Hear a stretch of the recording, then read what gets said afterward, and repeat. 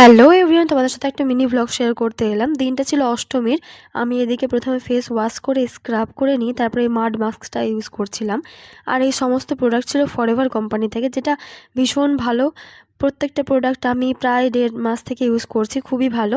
তো আমি প্রথমে স্নানের আগে এই স্কিন কেয়ারটা করছিলাম, কারণ আমি কোনো মেকআপ করিনি পুজোর দিনগুলোতে। তো তারপর আমি স্নান করে তারপরে এদিকে রেডি হচ্ছিলাম। তো তোমাদের সাথে আরও কিছু জিনিস শেয়ার করার আছে, যেমন এই ব্লাউজটা দেখতে পাচ্ছ। এটা আমি বেশ অনেক দিন আগেই কেটে রেখেছিলাম যে পুজোতে পরবো বলে, কিন্তু আমার কাজটা কমপ্লিট করা হয়নি। 90% কাজ বাকি ছিল, তাও আমি পুজোর কিছুদিন আগেও কাজ করেছিলাম। কিন্তু সপ্তমীর রাতে আমি বসেছিলাম এটার বাকি সেলাই কমপ্লিট করতে। রাত 1:30 অবধি আমি কাজ করি, কারণ ভেবেই নিয়েছিলাম যে যখন কাজটা শুরু করেছি তো আমি এই ব্লাউজটাকেই কমপ্লিট করে পরবো। তো যাই হোক, এটাকেই টোনার, ময়েশ্চারাইজার, সানস্ক্রিন এসবই ইউজ করেছিলাম, আর এর বেশি কোনো মেকআপ প্রোডাক্টস বা কিছু ইউজ করিনি। আর লিপস্টিক, কাজল, ব্যাস।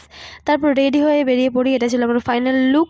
আর আমি, বোন, ভাই সকলে বেরিয়ে পড়ি। তারপর মন্দির যাওয়ার পরে আমরা চলে গেছিলাম নদীর ধারে, কারণ সেখান থেকে আরও একটা মন্দিরে যাচ্ছিলাম। তো ভাবলাম এখানে কিছু ছবি ভিডিও তোলা যাক। ভীষণ ভালো লাগছিল, কাশফুলে ভর্তি ছিল।